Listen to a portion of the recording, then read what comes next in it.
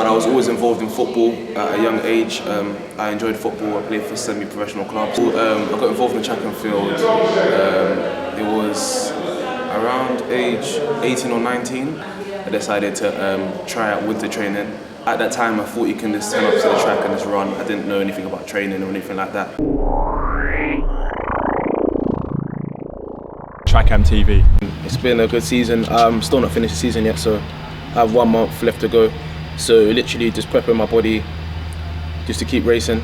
I think it's important for me to race in August because the majority of the major championships are in August, so I'm just going to keep racing. Worlds next year is going to be in September, October, so planning my season to replicate next year. I really want to make the European team, but if I don't, I'm going to continue to run because I'm going to finish the season very strong. I think in May and June, I haven't done much for 100, so get back into it, but I felt good.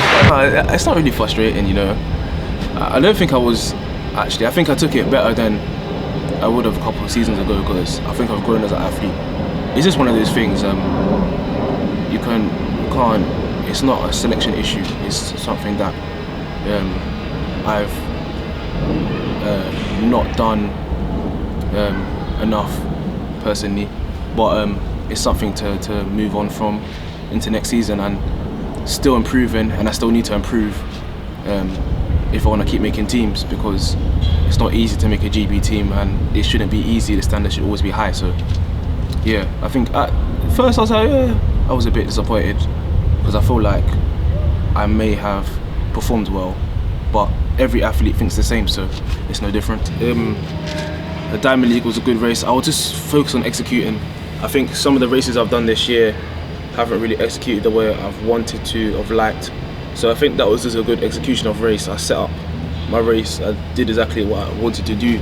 I said after the race I actually wanted to run a bit faster, but that's just me as a person, I always want more. The race is alright, you know.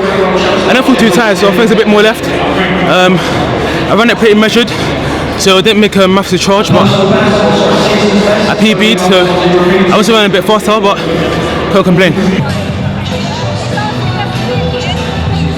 I felt really good going to the British Champs, you know.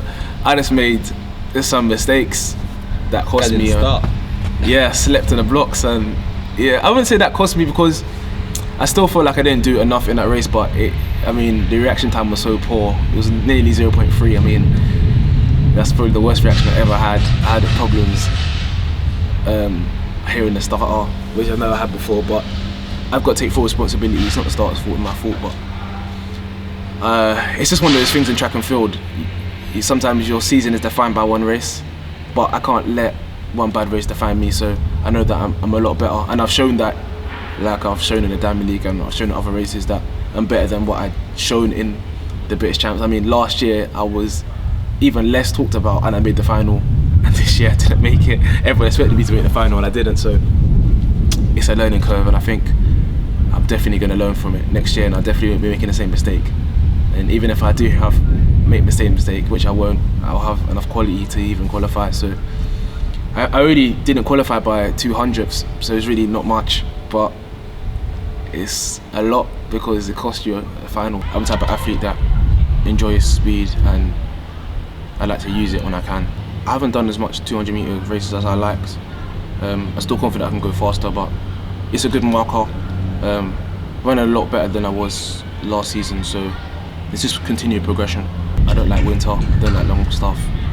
So yeah, speed works for me and works for the other athletes as well. They're quick and yeah, running sub 20s what everyone wants to do.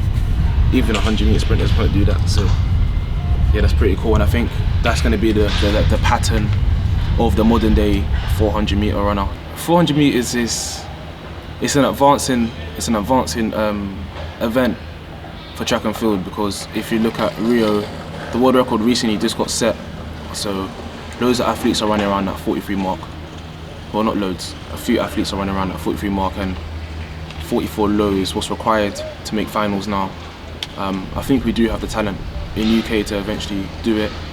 My mindset is crazy. Like, a lot of people that are close to me know that I think crazy limits. There's a lot of work that I need to be doing for next year, so I'm gonna have to change not change like a lot of things in training, but just change the way I approach certain things. Just do some tweaks, get a lot stronger as well. But yeah, next year is going to be a big year, so I'm expecting a big improvement if I stay consistent with what I want to do. I'm already thinking about next season from now, so I like to think ahead, and it's just about getting everything right and staying injury free. I think, yeah, one thing I'll say is that staying injury free is like the most important thing.